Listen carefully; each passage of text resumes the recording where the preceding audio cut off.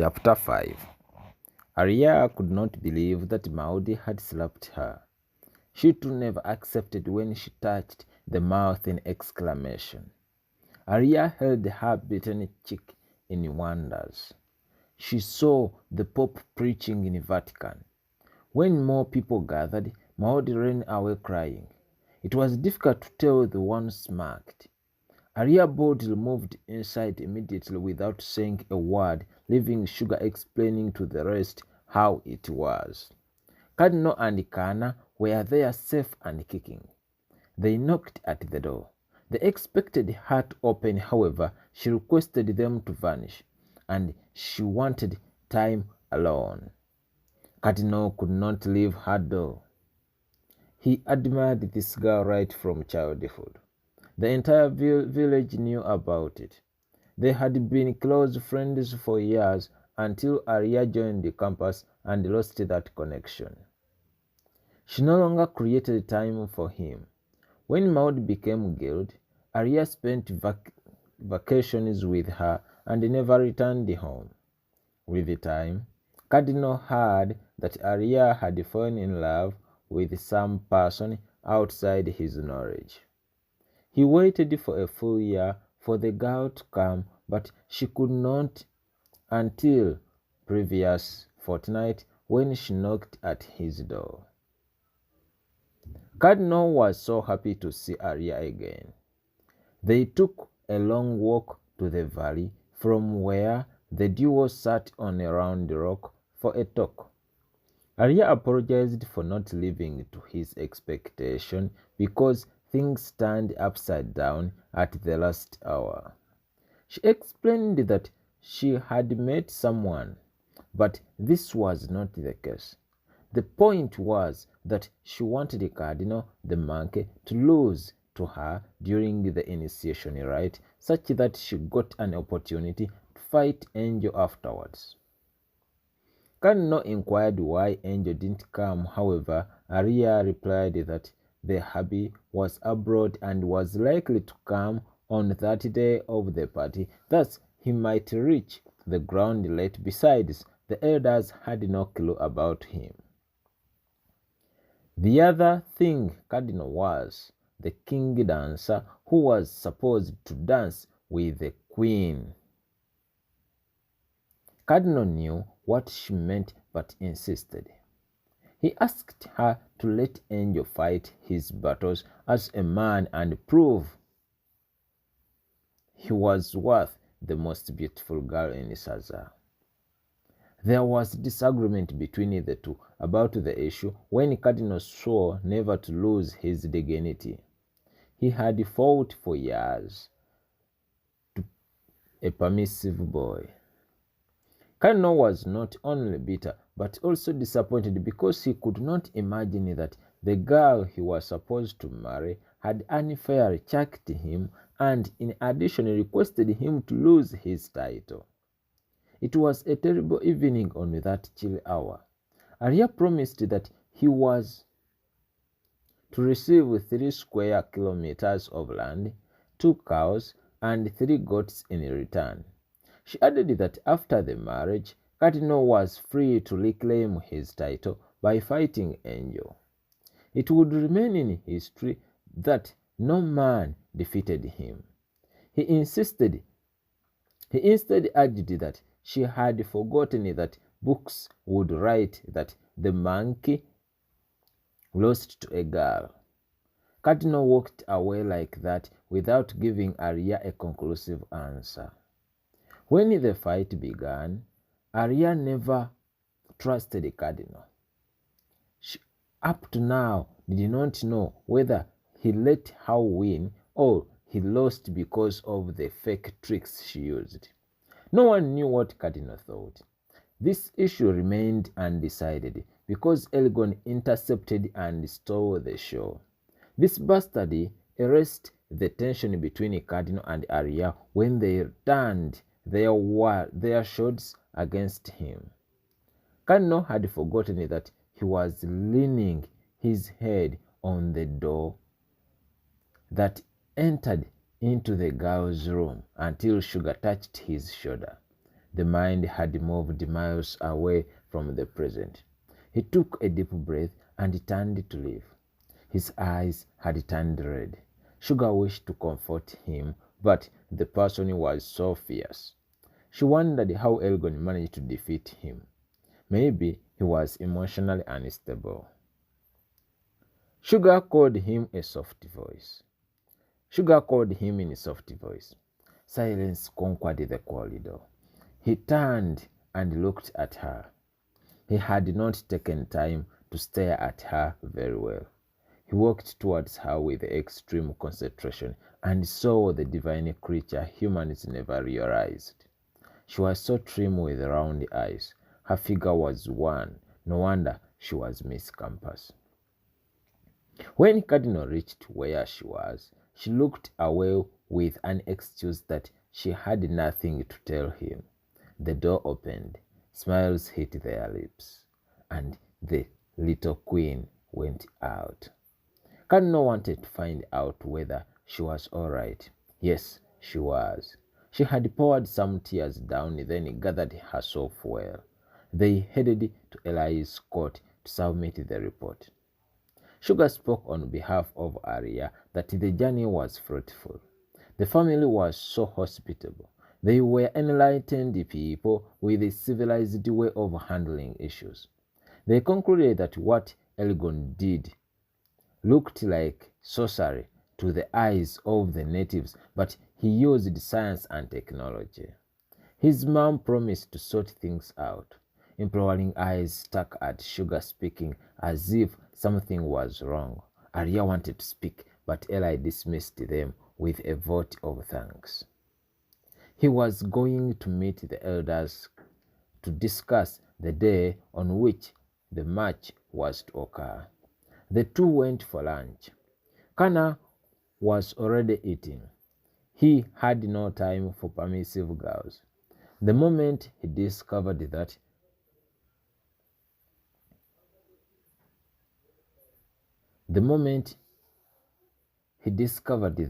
it was a girl affair, he went to attend to other duties. Regardless, having high respect for tradition, Eli organized his home in a contemporary manner. He gave family members freedom and lived like foreigners. His children would purchase many different home appliances from the city every time they gathered for holidays. It was rumored that Kana had a job with one of the leading banks in the city and was to start working at the beginning of the following year. He was so cool with life. He had participated in all the rituals and became a full citizen of Saga, even though he had no title yet. Down they sat in the visitors' room. Kana joked about how Cardinal lost Arya to a coward with no title. They laughed at once, a thing that angered Arya. She did not want anyone to mock her boyfriend Angel. She immediately attacked Kana for incompetence. They had been netted and humiliated by a bastard. Sugar was the first to jiggle. They all burst out at once with laughter. It was incredible. Kana liked such stuff. He joked that he would rather be trapped in an unknown enemy camp than provoking a war he would never win. They initially got lost, but when he slapped himself, all understood and hid their smiles. He added that Arya had never defeated Maud in anything, be it political, social, or intellectual. Whatever Kana made him talk, this had to be strong, because Arya was not good at jest. She closed the eyes and took a deep breath. Sugar requested Kana to stop, but he could not. That was his nature. He could push someone to the breaking point, then shout at once that he was a hero. He continued that Arya was bragging that she had the most handsome person and was willing to bribe anyone competing against him, but forgot that the person was Maudi's ex. This was no longer a joke, but an insult Cardinal could not handle. He pulled away Kana to protect Arya, whose head was already boiling. Sugar rushed to change the topic, tasked Cardinal to narrate the whole story. The soldier explained that they never saw Elgon anywhere, but they heard his voice. He continued that he had moving scarecrows that cried like ghosts in intervals. He added that the monster dug ditches with spears pointing up to tear whoever fell there. Cardinal became mute. He wanted to cry. When he tried to speak again, Arya stopped him. She knew that whatever happened to them was intended humiliation because Elgon wanted revenge. She added that Elgon did whatever he did because he wanted to and predicted that they would spread their horrible story to the entire tribe. The rest could not understand what she meant. Arya said that he had looked into Elgon's eyes and saw hatred. He wanted to shame all the families that had excommunicated his decades ago. Arya had started building her theory against Elgon. No one knew why she was so negative about him. Suddenly, Kana intervened with Elgon that Elgon had come. He added that the dude was carrying a dotted shield with a short spear. He continued that he was steering the letter that had been delivered to him in front of the court. Sugar ran to the nearby room. Arya stood up with a table knife, then moved to the door. Cardinal too picked a spear that was in the corner and moved out. They were ready to take his life. Chapter 6. Kana sniggered at once. He said that was the only way he could pull out Arya from the house because lunch had ended minutes back. Thus, the room had to be cleaned. He tittered to the fullest, then said that was how fierce Elgon was. He added that when they reached the hills, comrades were already afraid of the young man. The few toy sounds he used made colleagues run into traps set, and those who were still brave were accidentally pushed by teammates to the net. Kana spoke that this fool was not there at the time they were captured. Marie sent the letter to the elders instead. Kana turned to Marie. He said that he enjoyed the captivity because the young girl was shaking her buttocks in front of them like an international thespian. She was not only beautiful but also full of figure. Kana confessed that he fell for Marie. He spoke while looking at Cardinal, who was swallowing saliva. Evening was knocking. Arya asked her big brother to halt his nonsense. It was time for training. They went to the grounds. Few people were there. Cardinal got a chance to talk to Arya in person while jogging. He kept teaching her new skills as he thanked her for being a woman of her word. She never cared how she won, for there was no bad win. She gave in all the treasures that had been promised to him without question. Anyway, he deserved them because there was no way she could defeat him fairly, and if she lost, she would be his wife now. Well, Cardinal stood behind Arya and asked with politeness if she had ever felt something for him. She never replied. He repeated the same question numerous times. Arya had no answer, and she felt bad about it. Maybe she felt of acting unethically to him, but she deserved the best. Cardinal was a great warrior with maximum respect in Saga. However, his level of education was a bit low compared to Arya. She chose to get someone of her class whom she thought would understand her. It was not a surprise that when Angel showed interest, she simply gave in. The training continued. Cardinal reminded Arya of their dream of creating the strongest family together that would last for centuries, giving birth to 6 children representing the 6 clans of Saga tribe. Things had suddenly changed. Arya had forgotten every single dream she shared with the cardinal. However, whoever saw them from a distance thought they were reuniting, yet the opposite was the case. She narrated how it started with the angel. They were in year 2 when Maudi went to Senate building. She had a meeting with the dean of students. Unfortunately, she never alerted her boyfriend, Angel, about it. Angel went to the three's room carrying a cake to surprise his girl. He had no idea that Arya was putting on Maudi's clothes facing the window. The man simply hugged Arya from behind, calling her honey. Arya felt the magnetic touch, the rays of love passing through her entire body, and lost words. The person was already feeling comfortable with her warmth. Arya managed to unclasp herself from his arms and panicked to move out, but Angel seized her hand and apologized that it was not his intention. They chose to keep it a secret. This was the beginning of everything.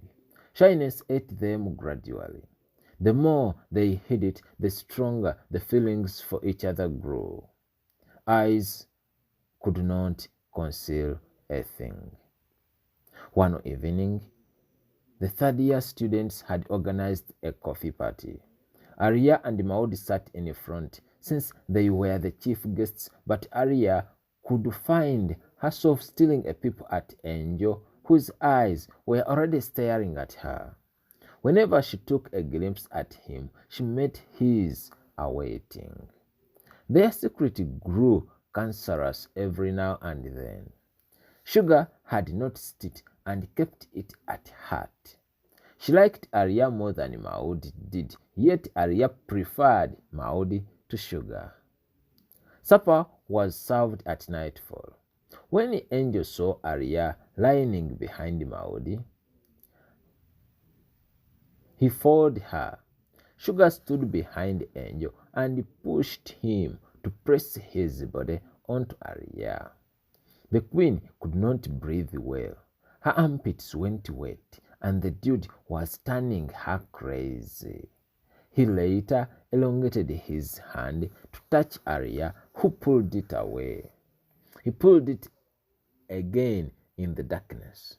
Passionate, both grew, and they forgot that people were serving food. Sugar did not stop them. She was enjoying every bit of drama. Finally, the server-in-chief advised them to go to the stockpot and cool themselves from there. Arya was now afraid. She thought Maudi would find out soon. She knew Maudi was a terrible woman who never joked about certain issues. Besides, Arya respected her very much. On their way back, Maud excused herself that she was likely to delay because she had issues to discuss with the outgoing president. She asked Angel to escort Sugar and Arya back. The triplets walked to the hall of residence slowly. Sugar moved first, leaving the two tiptoeing. After all, it was dark. When they reached at the junction, Angel stopped and firmly held Arya's hands. He confessed that he could not pretend any further. He spoke that he liked her. Arya remained silent. She had got lost in the valley of love. Angel gave her a tight hug. Sugar was watching from a distance. She was the most orgasmic. Surprisingly, all this happened ahead of Maud. She knew everything from the word go and never wanted to interrupt them. Days passed. Maudi sent Angel a farewell letter through Arya that officially checked him. Maudi lied that she was busy with political affairs, and on top of that, she was seeing someone. Thus, it was of value to be open such that she did not hurt him. She added that their friendship was to remain as long as he wished. That day saw Arya the most jubilant. She spent more time than expected with Angel, discussing their next step. Well, Arya requested him to stay away from their room to keep peace with Maudi. Arya stopped jazzing. She looked at Cardinal and asked him whether the two would remain friends after taking on Angel. Cardinal said no. He insisted that he was to do his best to take Arya no matter what. He added that he was not like Maudi, who could afford to lose what she could seize because of friendship. He laughed at these educated people with their unreasonable, useless theories. He mentioned that Elgon seemed educated according to the way he did his things. Arya wondered why whoever surrounded her fixed the monster's name in their confabulation. People simply feared him. He was like a god of fear. Arya said that whenever his name was uttered, he would show up. Right, Arya hated Elgon, but Cardinal wanted to kill him in case he got a chance. They did not know about the circulating rumor outside the training ground. Some people whispered that Elgon was in the area with his family. When Sugar interrupted the training and told the two about it, they called it hearsay. They could not believe since Kana had deceived them earlier. They dismissed the story and continued with the training. The period for gymnastics came. This gave Cardinal ample time to feel Arya's body. He stood behind her, then spread her arms alongside his.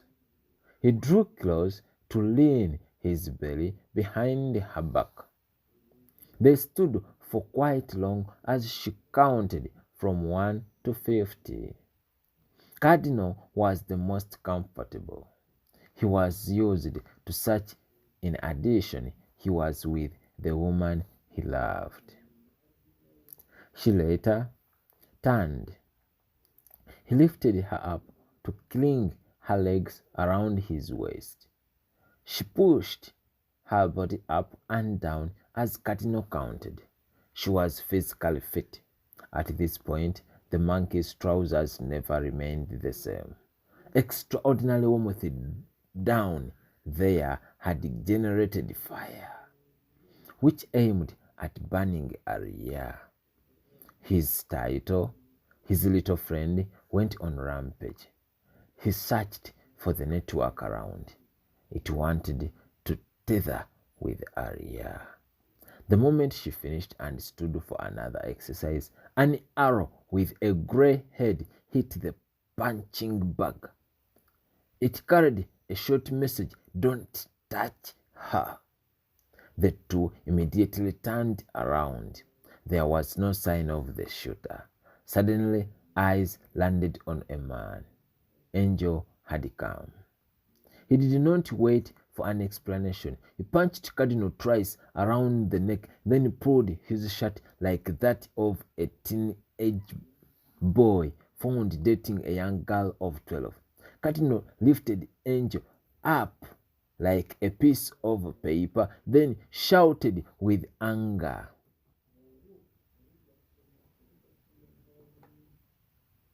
Chapter 7. Arya stood in front of the two and asked Cardinal to forgive Angel. They argued about one in wrong. Upon landing down, Angel picked up a stone to hit Cardinal, claiming that he was seducing his girl in the name of training. Cardinal shouted that Arya loved him before Angel.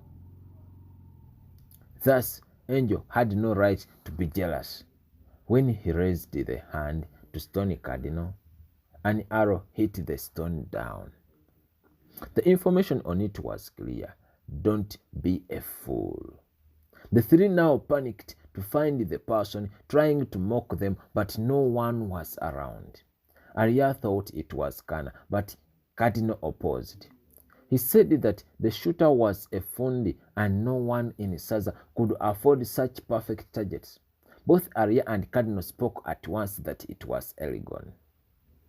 An alarm went loud.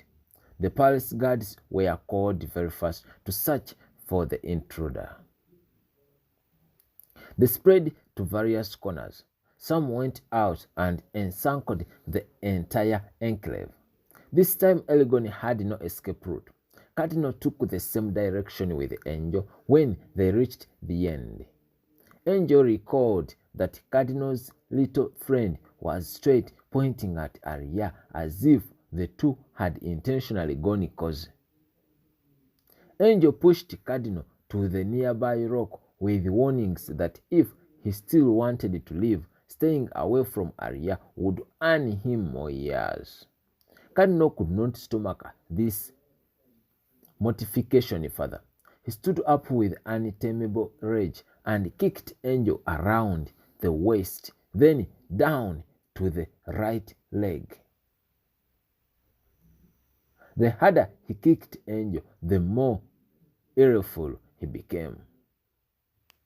He took his spear, his special stopper, to Angel's chest, which dragged the lover boy down. While Angel was trying to gain some stamina, Cardinal knelt on his chest and boxed him like a punching bag. This time, there was no one to rescue Angel. Cardinal was determined to take his life when he pressed his neck to unconsciousness. While Cardinal was busy meeting his goal, someone touched his shoulder. It was Elgon.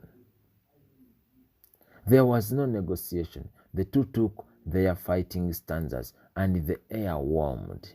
Elgon told Cardinal that he had a few minutes with him and advised him to take Angel back for treatment because if Cardinal continued combating, no one would help the other. He added that he was punishing Cardinal for beating a boy who could not fight back. This elevated Cardinal's fury, who believed he was still the superpower of the land. The battle went on. When Elgon heard footsteps of the rest, he tried to vanish. However, Cardinal pulled his shirt and Elgon hit him with the right elbow around the neck, then landed on the ground.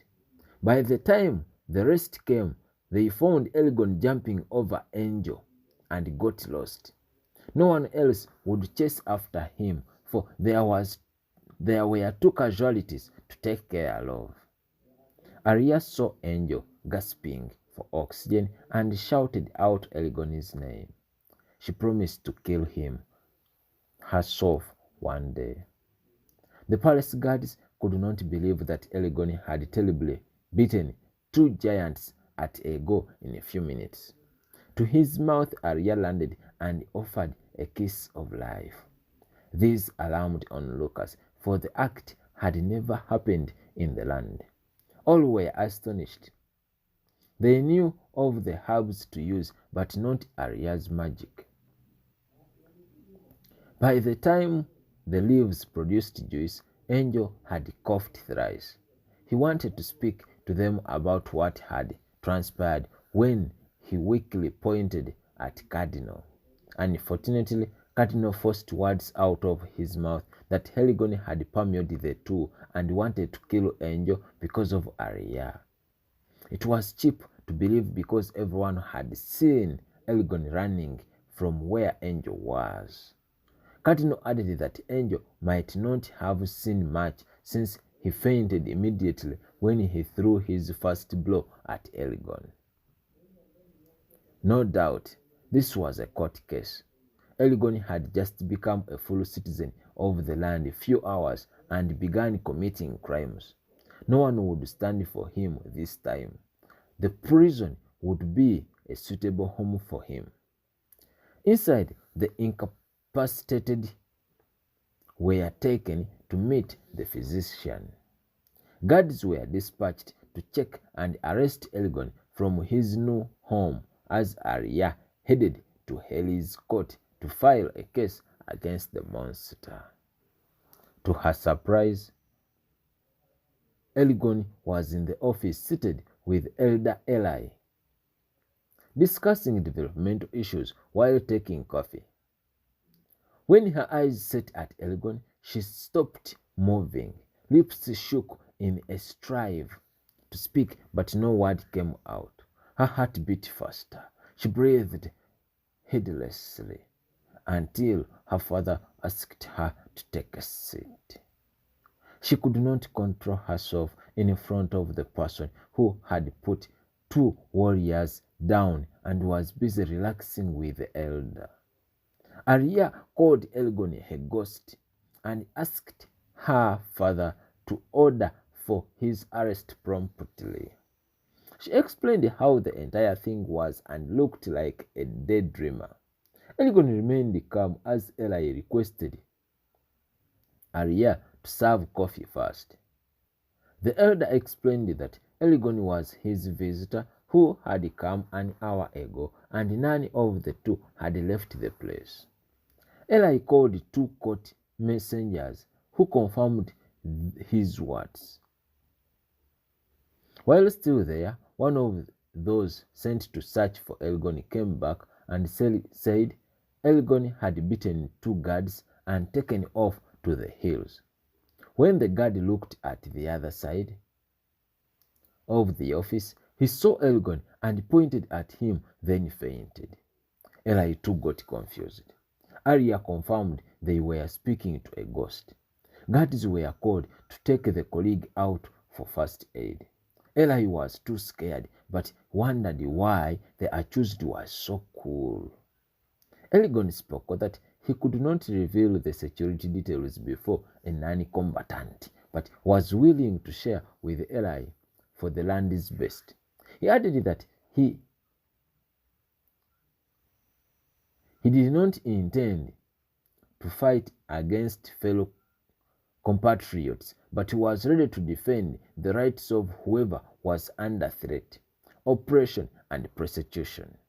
He excused himself that he was not a ghost, moved towards Arya, and touched her hand in front of her father.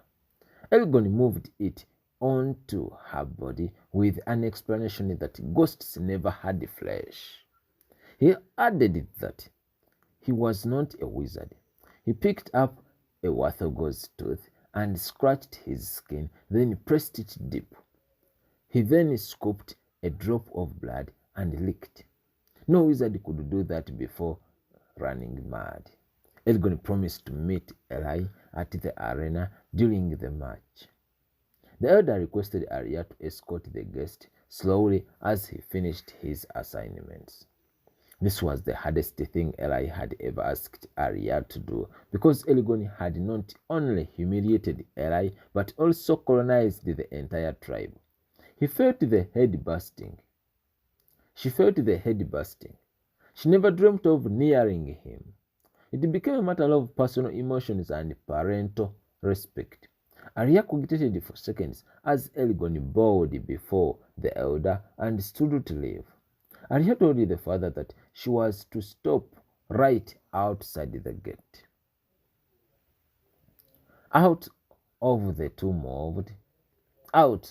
The two moved to the courtyard. Many people had already gathered. They had heard about Elgon and his magic. Whoever thought of harming him coiled at his side. He was smaller than his name. Those who had never seen him fighting never believed what they saw. However much many people hated him for disrespecting their tradition, he had started gaining support from a few families. The moment the younger warriors moved out, a loud cheer welcomed him. The moment the young warrior moved out, a loud cheer welcomed him. Many spoke that The two made a perfect match. One stubborn person pushed Arya to find safety into Elgon's arms. He was saving her for the third time. The girl's eyes directly pointed into Elgon's at a very close range. Elgon's eyes were also trapped for seconds until he learned that he was holding the girl he never liked. When he tried to pull his hand away, she seized it. She also recalled that the person facing her was Elgon the monster. She pulled her hand away and stood up very fast. When she walked away, the crowd called her a coward girl. She stopped at once and stepped forward with closed fists. Elgon simply passed by and said noble men never beat up weak sex. He said, I cannot batter a woman in public. If you know, you know. Ladies were the first to clap as the rest booed him. Arya picked a peso and hit his back so hard she almost ran away. The monster never shook, neither did he turn. He continued moving. She hit him another and he fell down with it, but Elgon continued moving as if he never felt pain. The spectators now changed side and began shouting Elgon's name until he vanished in thin air. If Sugar had not come early enough to help Arya stand up, she would have remained down with no thought. She did not go for supper. She was inside her bed trying to refresh her mind. She could not figure it out that she beat a man who never fought back, and in return, fear thrust her down. She recalled the crowds calling Elgon a hero as if he had killed a lion. Jealous almost tore her apart. She asked herself why the bastard was gaining popularity over her.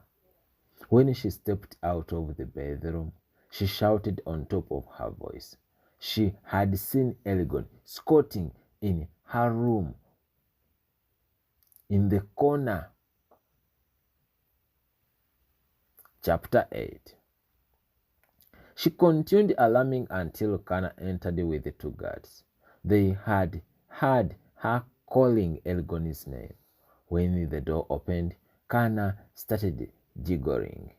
There was no foreigner in her room. He spoke.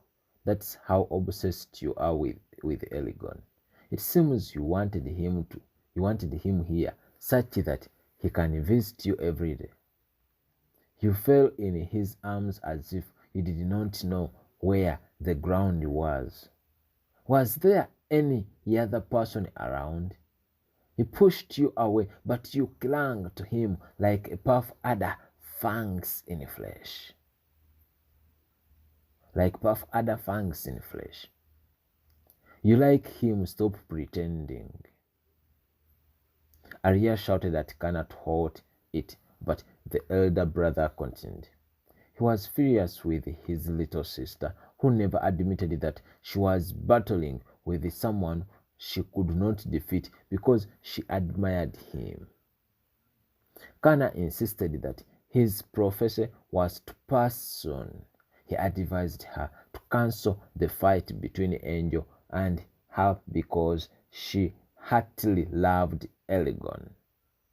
Arya pushed him out and banged the door, then started crying. She told him that she was in love with Angel and what they shared was pure, real, and natural. She stayed sobbing until sleep hijacked her. No one could guess what was happening. Arya saw Elgon opening and passing through the window. He tiptoed to her bed and knelt down, then looked into her eyes and whispered that he liked her. Elgon got Arya by the hand and pulled her out of the bed. They stood together for a while. He held her waist with gentility, then he pulled her flat belly to his. She was feeling his warmth.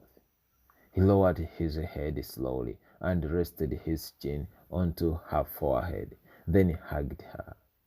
When she touched his belly, she saw blood spreading on her fingers and shouted his name.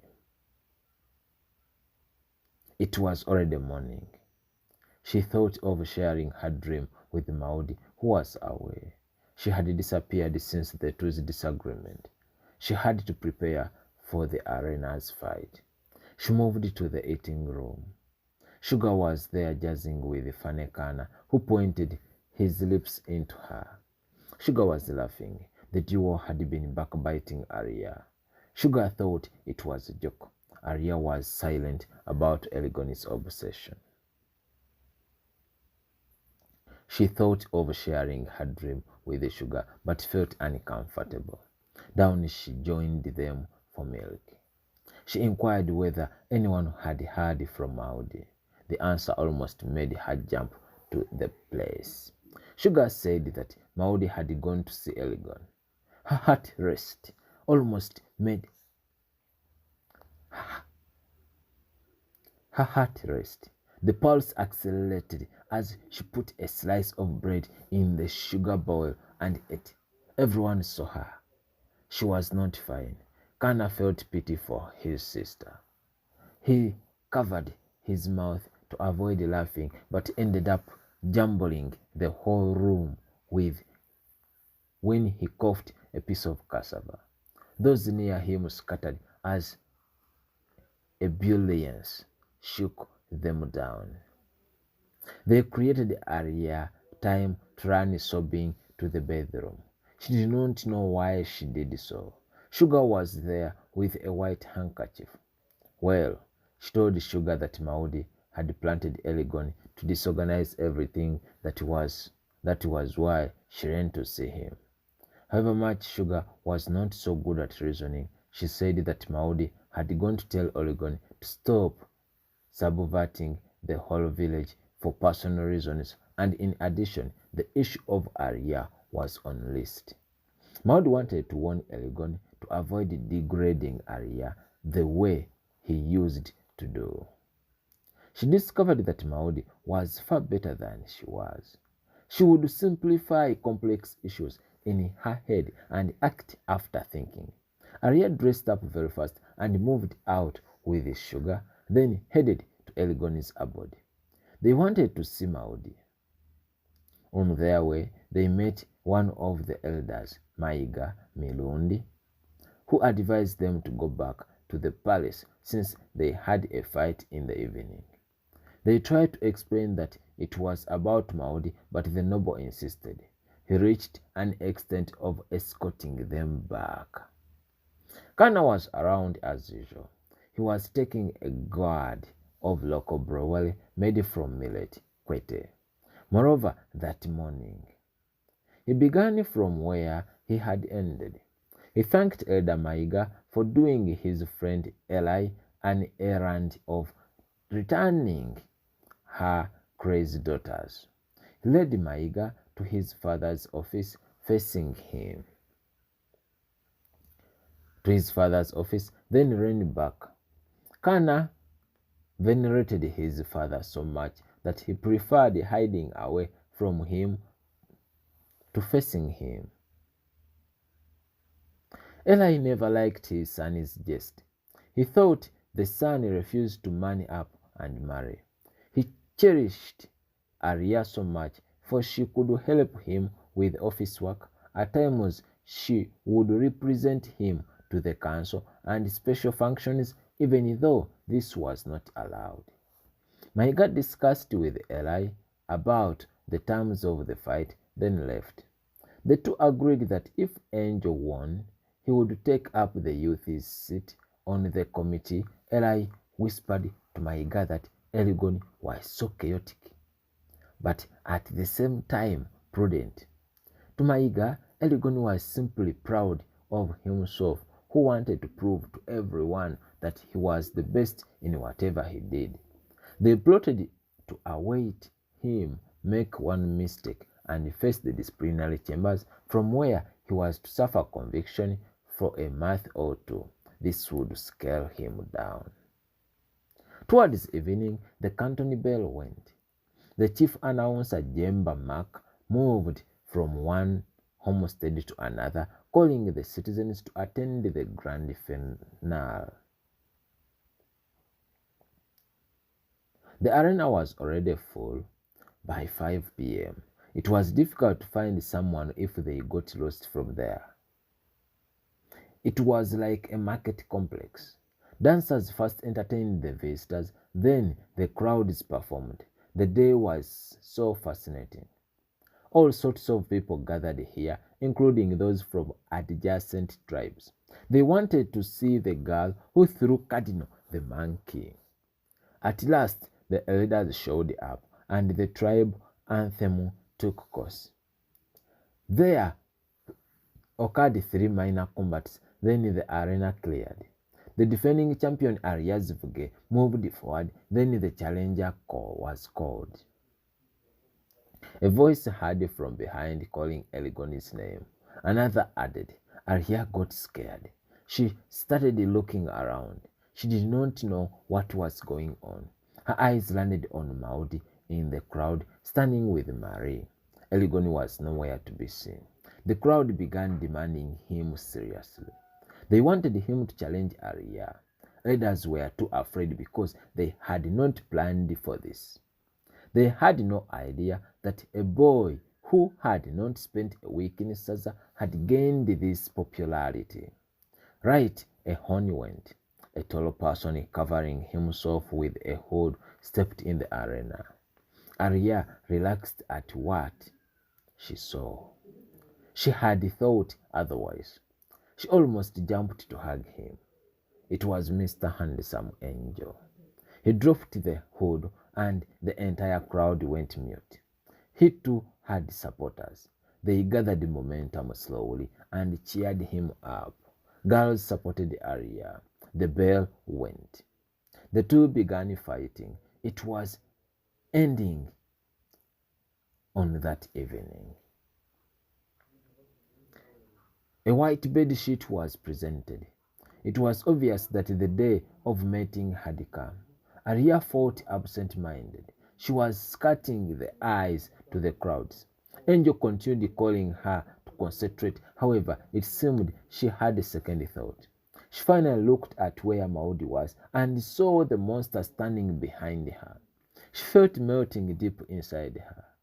She could never imagine Elgon speak to any girl politely. Maudi read Arya's eyes and witnessed strong waves of love passing through thousands of men to where they stood. It was unfair. Maudi could not bear this. She saw it that Arya wanted Elgon. Maudi began quaking. She was not ready to lose yet another man to her best friend. When she turned to look at Elgon, he had slithered away. She peeped at Arya, who still had the eyes focused on her side, and got confused. She relaxed a bit, hoping that Arya never saw Elgon. No, she was wrong. The person had been there. He had seen Arya staring at him and shied away. Elgon felt a bomb blast inside his heart. His legs weakened. He moved away from the crowd and perched on the nearby rock. He coughed like a child suffering from pneumonia, then swallowed the fresh air. His inner man lifted him and stood up. When he turned, Maudi was standing in front of him. He never spoke to her as they went back to the arena. The fight was ending. Arya lost. Glory was to Angel. He rushed to the elder's table and picked the bedsheet. Oh, he was both the most powerful and the luckiest man in Saga. He had defeated the queen dancer, the strongest girl, most educated, and above all, the daughter of the richest aristocrat in Saga, an elder. Jemba was the best announcer of his time. He praised Angel like nothing, even though some people were not contented with the fight. As if they wanted more, they began singing Elgoni's name. They sang in his anticipation until a spear stood in the middle of the arena. A challenger had come. Drums beat at Jemba's announcement. Drums beat as Jemba announced Cardinal the Monkey. The battle broke out between the two. They fought for some good minutes until a whistle went. Elders had resolved that what Cardinal was doing was illegal since he had lost during the previous match. The time remaining was for goat skinning ceremony. The high priestess moved forward. She spread the bedsheet on 3-foot high table that had been brought to the center, then asked the lads to hold the black sheets properly. They stood at every corner of the table and provided shelter for the couple. The priestess watched Angel climbing the table to where Arya was. Arya was not happy, yet she had always yearned for this moment. She had even bribed the Cardinal so that she could reach this day with the person she loved at heart. She was sobbing terribly. When he asked why she did so, she replied that the woman was staring at them. However, the old woman dismissed her excuses when she explained that Arya was simply afraid. Arya smiled a bit.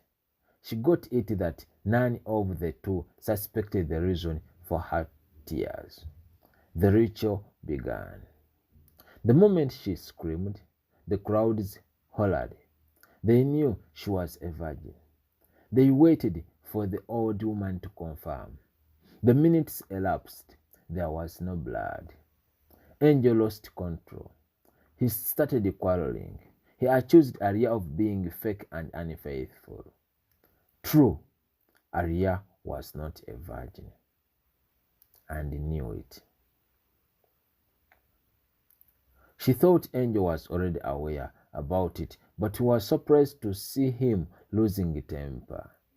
This total abomination could lead to automatic banishment. The priestess asked Angel to calm down and wait for some minutes, since it took some time for some girls. After some time, the woman asked Arya to leave the table such that she could take the bed sheets and report to the citizens of Saga. When she stood up, none could believe what they saw. Chapter 9. A pool of blood had spread in the middle of the sheet. What a surprise! The priestess picked the flowered bed sheet and took it out. The job had been well done. There was no doubt then.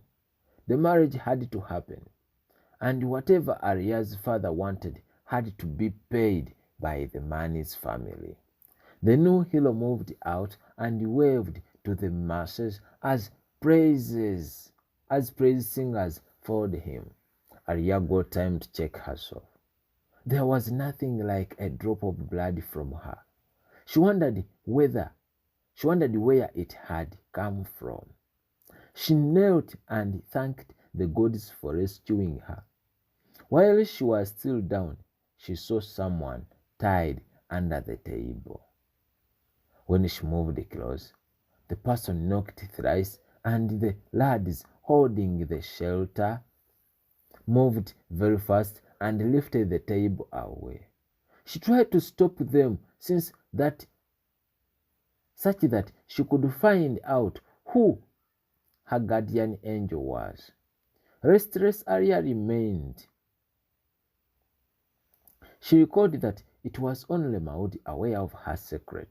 She began looking for her, Maudie was walking with Kana and Marie discussing different things. Arya saw them from a distance and strove to meet them. However, the priestess took her for a shower. The healing herbs had been prepared. She was taken to the nearby banana plantation to complete the ritual from there. While still in amusement, eyes caught the sight of a person who was under the table. He changed clothes from the nearby bush, pulled off the black mask, and climbed to the hilltop. Arya dressed up very quickly and stalked the person. They descended the hill to the trees. The person got lost at once. Arya was alone in the forest. She could easily see the pathways though unclear, since the moon was still half. Unfortunately, she landed into a trap. She immediately cried for help. There was no one to bail her out this time round. She was on her own. It took around 10 minutes of constant yelling when she heard an animal roaring. Mute she grew in one position. Her leg bled. Suddenly her guardian angel appeared. He had put on a mask. He got her from the trap and walked away. She called him back. Her injury was dangerous. For the first time, Arya begged. The person turned and dressed her wound. He got some leaves and squeezed the juice out of them, then disinfected the injury. A huge cloud covered the moon. She could not see where she was going. He carried her on his back, then walked through the little forest to the streets. Arya requested the person to identify himself and tell how she got to know about her secret. She asked if she knew Maudie, but the man was silent. She thought again for minutes and smiled. She then laughed again. She said there was one person who set traps, the person who did magical things. She instead broke down and cried. She felt ashamed. Given that it was already night, the palace guards had started looking for her. When this mystery man saw the lanterns, he put her down and got lost. Arya smiled. She could not feel the pain anymore. By the time the guards discovered her, she had discovered the answers to her questions. Angel was awaiting her. He was the happiest. He ran to hug her. Right, she was escorted inside for the leg care. Sugar wondered why Arya had got lost at the time of jubilation. It was confusing inside the palace. Arya was so comfortable when the rest thought she would be launching an attack on the person who set the trap. She went for a shower, then went to bed. She did not have time for Sugar neither Kana this night. Arya slept cogitating about the bloody bedsheet. She was still doubtful. She recalled the person under the table and wondered how he managed to cling there. She remembered him carrying her on the back and smiled.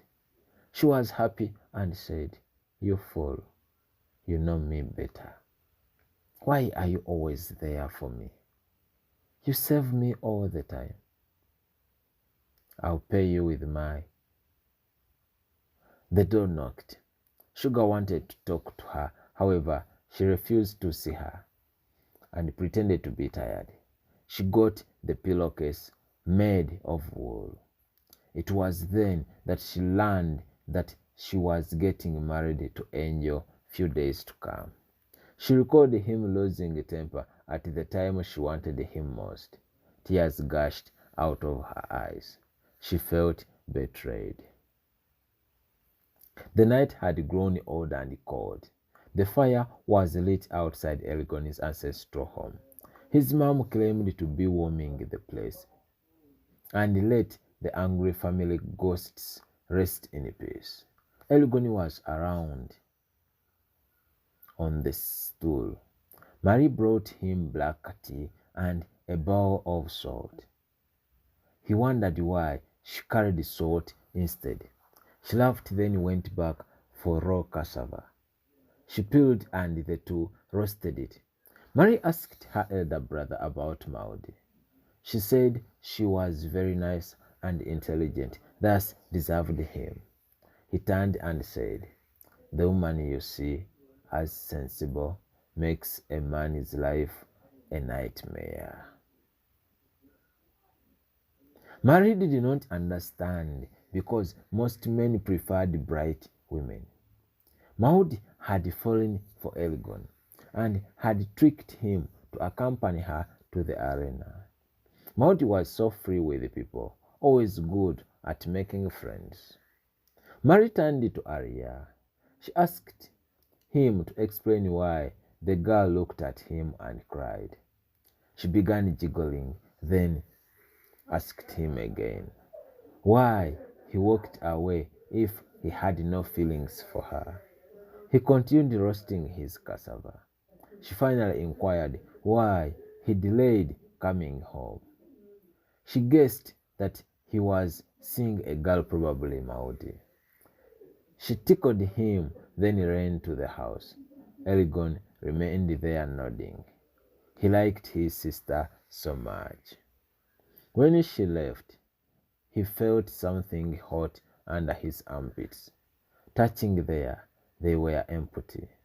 He had generated much heat at the thought of Arya.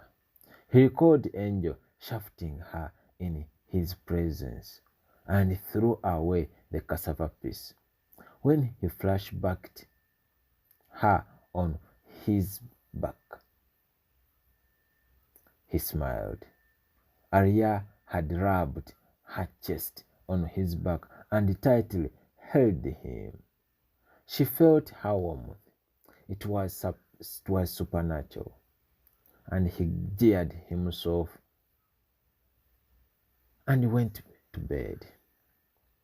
He hated this girl so much. Maybe he had forgotten the meaning of the word hatred. The chattering birds outside depicted it was daybreak. Elgon was already in the forest setting his traps. Darkness caught his eyes at once. Someone had covered them and gently stood up and spread his arms behind. Right, it was a girl. He guessed Marie. It was wrong. Silence broke in. He then touched her waist and felt the moonbeams. She pulled away.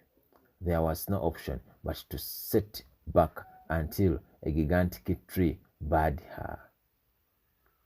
There, he got a chance to feel her warm body. Buttocks were very soft. He guessed again that it was Maudi. It was a loud guess. Well, she chuckled at once and released him. Turning, he lost temper immediately and shouted at her. Out of my sight! He woke up and sat on the bed. Everyone in the house heard him. He was so flabbergasted to see Arya in his dream. They were even. He dressed up very fast and set to check on his traps. Reaching the sitting room, Maudi was serving tea. She smiled at his side. Everyone gazed at him with twinkling eyes. They had heard him calling her in the dream. His mom said that he was a genuine wizard, as it was alleged. His dream happened. Maud served him breakfast as she stole a peep at him.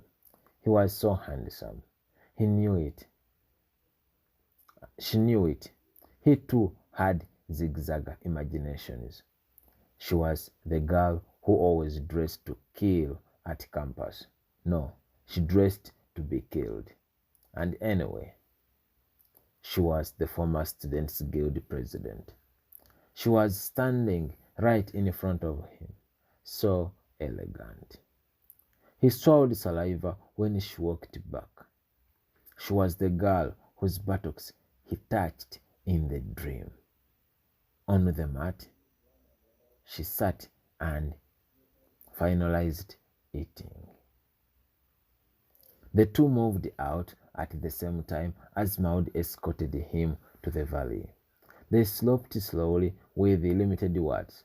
Eligon did not want to speak to her, for he felt uncomfortable. She too feared him, for she knew he was a hard nut to crack.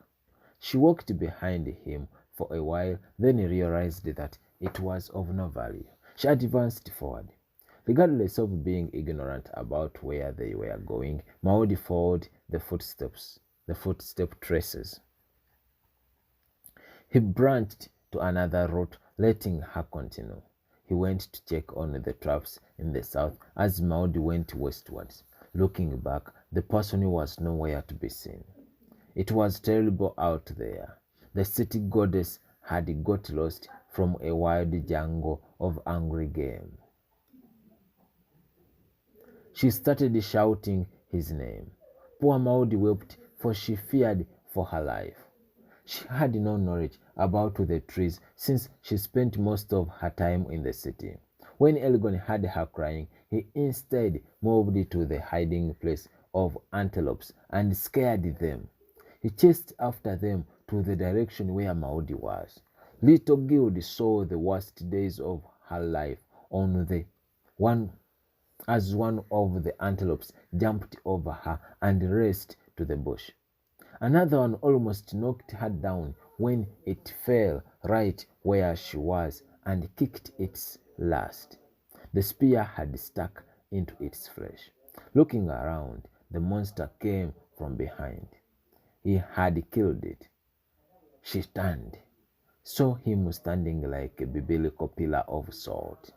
Maud did not wait for bells. She ran and jumped on him as he held her with one hand. His head remained stuck. He was looking at someone with ultimate antipathy. Maud turned to see what the person was staring at. Eyes landed onto Arya, who called her with a lot of surprise. Maud also called Arya in astonishment. Chapter 10. Arya did not get enough words to speak. She remained standing. Maud got down and ran to meet her, and the two faced each other as Arya moved back as if she was scared of her friend. She saw Elgon running towards her and accelerated backwards. He jumped at once and seized her. She almost fell into a second trap. Elgon and Arya rolled thrice in front of Maud. She was enjoying every bit of dust that touched the two's bodies. She held him with comfort as she fixed her left thigh between his legs. She was with him, body on body, with no one saying no. It was after settling that he saw his hand protecting her head from the nearby trunk, while the other hand relaxed between the two guavas on her chest. Elgon majestically got up and went to reorganize the distorted trap without uttering a word to her. When Maud sloped to join him, Arya pulled her away. She knew that the issue that had brought Arya this side was Mega. Arya slapped Maud as she too retaliated with a hot one. Then Arya added a second one and immediately seized her hand and spoke. Arya, I'm sorry I had to do it. I cannot afford losing you. Maud, Arya, are you crazy? How dare you show up like this? Arya, You slapped me. I had to avenge, and we are now even. Maudi, is that all? Have a good day. Arya, a moment. I need you. Let us be friends again. Maudi, stay with Sugar. I'm leaving for town soon. Arya, no, you cannot go. We swore to be back together after the wedding, but... Maudi, but what?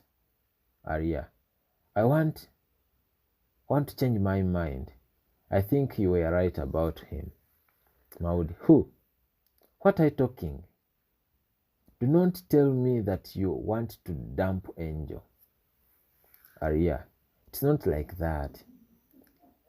Arya failed to explain to her friend that she was picking stronger feelings for the monster. When she saw Maudi inquisitive, she diverted her to the arena saga. Arya, first, tell me how the monster came to know about my secret. Maudi, how does? He does not know.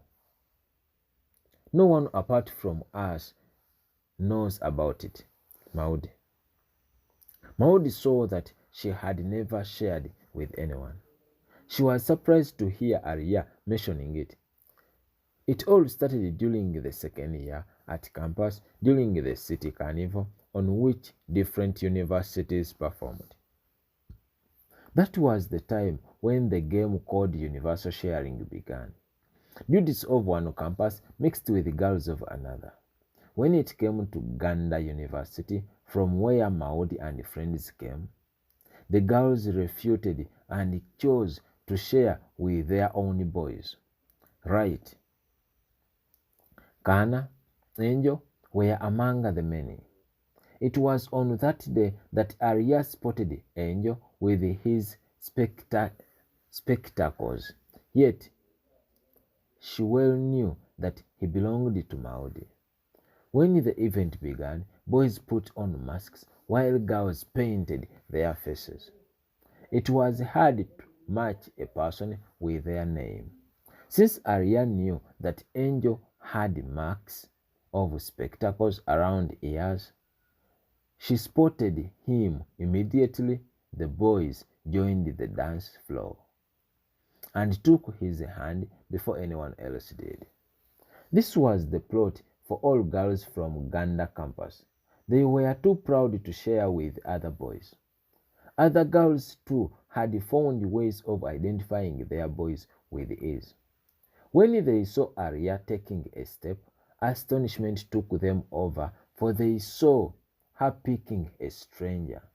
The person was not from their campus. Maudi nodded vertically in disapproval, but Arya insisted. She thought that Maudi wanted to take Angel instead. The dance continued as Arya danced with the alien from another campus. As expected, lights went off. People sought for washrooms, stores, walls, and spots that seemed safe for them. They had 10 minutes to share what they had. Some were so shameless that they did everything from the main hall. Eager she was, Arya pulled the person she mistook to be Angel to the janitor's room, as if the person knew her very well. He touched her with undoubtable maturity and leaned her on the wall. There was nothing as sweet as having the first sex in darkness. There was no room for shyness. He lifted her to the detergent table as the empty tins found safety on the ground. The mystery man got the girl and spread her limbs perfectly well. She was already shaking, but a bit comfortable with the person up. At the finishing line, Arya warned him not to tell Maudi about it as the person continued without response. She called him Angel, however, he did not reply. When she pulled off the mask, the hunk took off. Meeting moment had elapsed. Boys had to pull down their masks as girls went to wash off the paintings. Arya moved to the public and found Angel jazzing with Maudi. He did not have a mask. He showed it to him. She showed it to him in appreciation for the secret meeting as she went to the washrooms. She was so tired and failed to return as Maudi joined her. The two went back to campus. The following morning, Maudi found blood stains on Arya's bedsheet and inquired from her. She had to explain how it was. Maud explained that sharing meant very many things, including jazzing, having something to eat, and others. However, students took it for copulation, for that's what made them happiest. She added that she remained in the hall talking with friends. Arya just realized that she had misunderstood the moment the way most of other students did. It was because of that moment that Arya chose to take up Angel, thinking he was the person who made her a woman. She was aware that during the initiation ceremony, Angel would understand, for he was the one responsible. Unfortunately, the man knew nothing when he exclaimed in the tent. This time, Arya wanted Maudi to explain how Elgon managed to rescue her, yet he had no clue about their secret. The two stood with no answer. Elgon stood behind them as they turned at once. Arya asked him to explain. Elgon looked at her and said, "I will tell you, but do not tell Maudi." Arya used these exact words during the meeting. Elgon spoke them and walked away. He was sending a signal to Arya that Maudi knew nothing about the tent issue. Arya kept asking who Elgon was. He kept moving. Maudi wanted to follow, but Arya caught her hand. They still had a lot to discuss. "Maudi, what is it? What do you really want from me?" Arya, "Nothing. Please do not follow him. You are my friend. He is my enemy. Choose me." Maudi, why did you come here alone this morning? To meet your enemy, right? Arya, to see you. Maudi, liar. No one knew that I was here. Shame the devil, Arya. Arya trembled. Her eyes twinkled. Guilt showed on her face. She had no words to tell her friend. She could not speak the truth. She lied that Marie told her that she was this way with Elgon, thus went to check whether Maudi was safe. Maudi finally asked Arya whether she liked Elgon. It was not, of course. Arya denied. She pretended not to have any feelings for him. She added that she wanted to befriend him such that she could revenge on him in the near future. Arya added that her father ordered her to make peace with Elgon because if she kept the enmity, the entire family was in trouble given Elgon's growing popularity. She swallowed saliva. She was failing to squeeze the reason out of her head why she kept deceiving Maudi when it came to issues that concerned Elgon. She had had a dream about him, then rushed to the trees following her instincts, only to find him with Maudi. She inquired whether Maudi was interested in the monster who also straight away denied. She polished it that the two were just friends. Arya. Friends who romantically hug. Maudi. Enemies who wriggle with piercing touches. Save each other. Share secrets. Arya. What are you talking about? What did you see? You like him, but you are pretending. Maudi. Are you jealous? What's wrong with it? Say it that you like him. Arya. I do not. Maudi. I do not like him. I hate him so much, but I do not know why. She started sobbing. They were best friends. Trouble had come between them. They always found themselves liking similar people right from high school. They walked back to the main road. Erigon had left them there. Maudi remained discontented with Arya's explanation. She asked Arya again whether she liked the person. A man's voice replied, "Yes, she likes me so much, and I like her too."